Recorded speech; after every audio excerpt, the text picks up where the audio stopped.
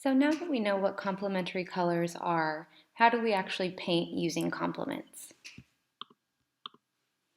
How would you have previously painted this sphere blue? I recognize it's black and white, but if you wanted to make it blue, how would you paint it?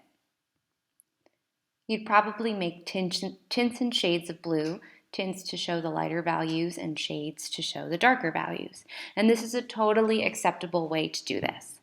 However, if you are using black as your only way to darken a color, after a while it can start to look a little sad or dingy, particularly if there's a lot of dark values in the painting that you're doing. So what I recommend is to use complementary colors instead of using black as a way to deepen your colors. So if I were doing a blue sphere, I would use orange to darken my blue as opposed to using black to darken my blue. Inversely, if I was going to do an orange sphere, I would want to use blue to darken my orange, not black to darken my orange.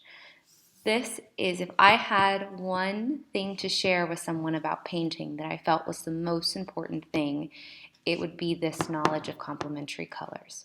Knowing what the complementary colors are and knowing that when you combine them, you can create deeper tones of a particular color. So let's see what this actually looks like. The first thing you want to do is break down your actual sphere into the different values. So asking yourself, where is the highlight, where is the midtone, where is the shadow, where is the core shadow, where is the cast shadow, and where is the reflected light. You actually want to mark them in your drawing, but you also want to be able to identify them with your eye.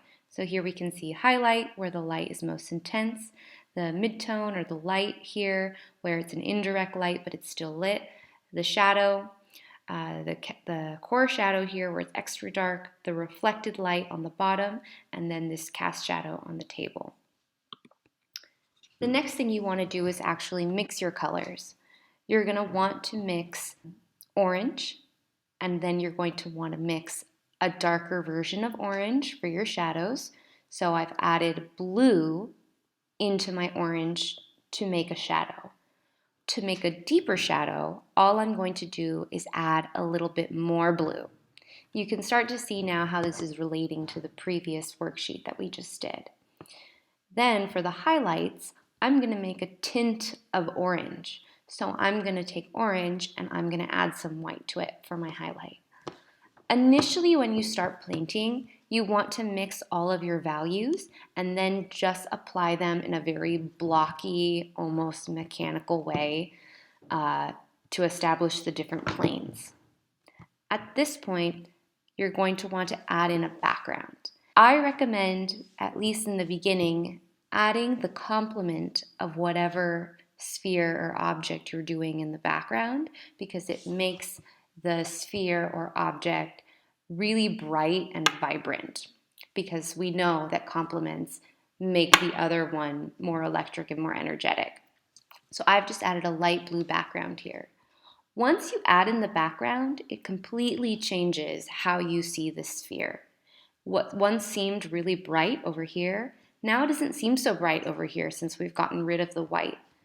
So that's why I like to put the background in at this phase. Then in the last phase, you're refining. So at this point, I want to bring out those highlights by adding more white. I want to deepen my shadow by adding more blue into my orange, really pushing those values, asking myself, is the reflected light there? I might layer my orange over to build up the paint surface, as well as really darken my cast shadow. So at this point, you're refining and going back and forth. It does not matter so much right now whether everything is perfectly blended. I personally prefer that things aren't perfectly blended. But if you want to make them more blended, keep adding one color next to another color while it's wet.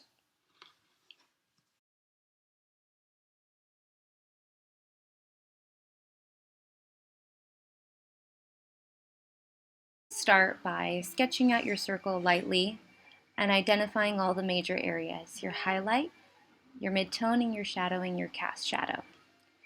I'm going to start with my shadow, so I'm going to take orange and mix it with some of my blue to deepen it, and applying it to the cast shadow and the shadow area. Then I'm going to start using my orange to fill in the midtone all the way up to the highlight. Then I'm going to take white and add it to my orange and add it in for the highlight. I'm going back over to blend the areas with the orange and the dark, and now I'm adding in the final highlights and the reflected light. I like to use the colors complementary, blue in this case with white for the background, because it really makes the orange sing. Be loose with it, and then you go back in and add your highlights, deepen your shadows, refine your reflected light, because now that you've put in that background color, the colors may change a bit. You can see that things are starting to really pop now. Adding in that final highlight at the end, and that's it.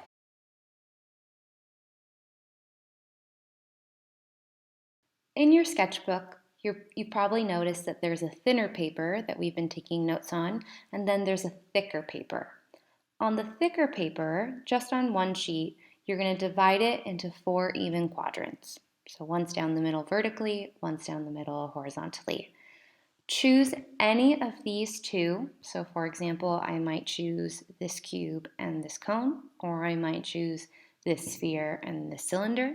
So choose any 2, and you're going to paint them in one form per quadrant using complementary colors. You can choose what color you want to paint. So if I choose this cube and I want to make it red, that means that I'm going to use green to deepen it. If I choose this cone and I want to make it orange, that means I'm going to use blue to deepen it. Make sure that in each quadrant you include a background. The background does not have to be the complementary color. It can be a color of your choice.